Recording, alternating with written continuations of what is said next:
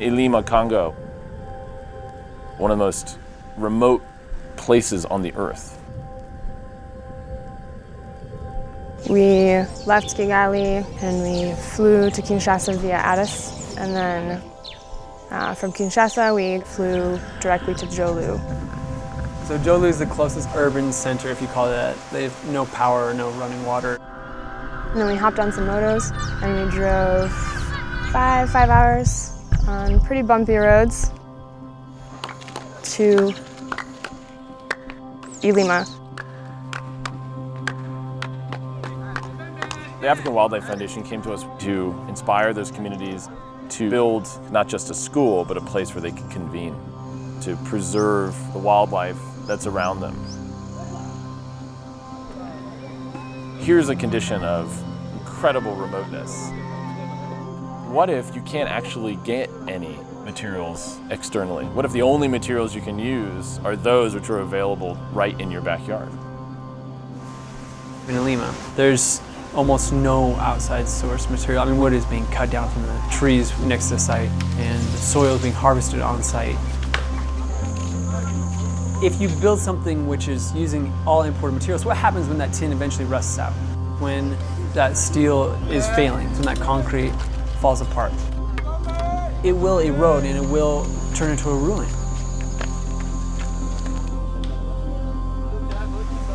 Whereas usually we go to the lumber yard and pick out kiln-dried wood. For this project, a couple guys with axes spent half a day cutting it down.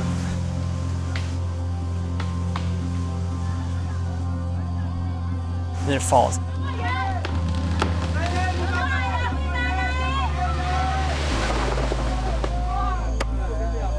We brought in our technician to cut it into 2 or 3 larger logs.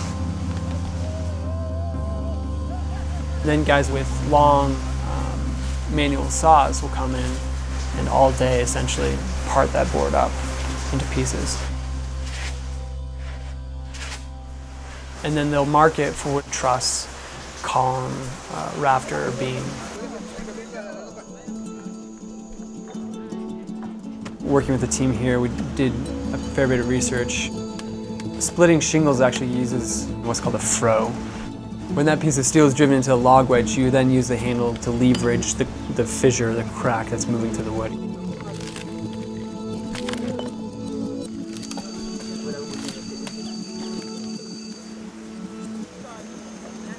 The head mason, I asked him what his typical brick mix was. We mixed it all by foot. The sand and the clay we're taking from the termite mounds, and then mixing that all together. And the cohesion inside that mix actually becomes stronger. That kind of local knowledge doesn't come out of textbooks, it comes out of a kind of engagement and asking the right questions. La population locale, ce qui les donne l'opportunité de pouvoir s'exprimer et de se faire connaître. More often what we see is capacity sharing, a kind of blending of ideas, and that's where innovation happens.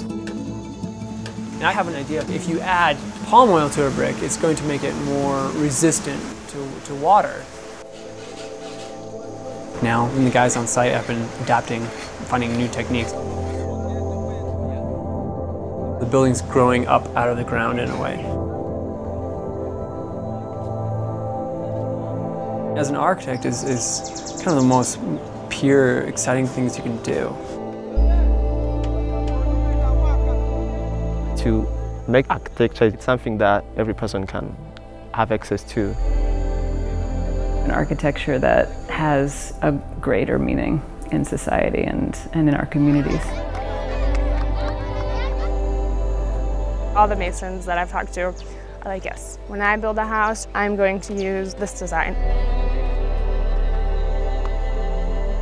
And that sense of ownership is the surest form of sustainability.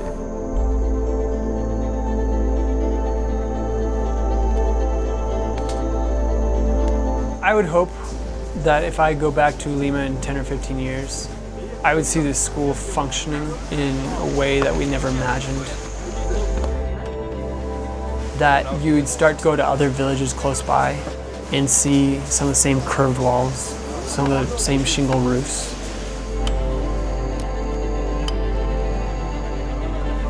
we need to build more schools. There really needs to be a long-term investment in the communities in rural Congo.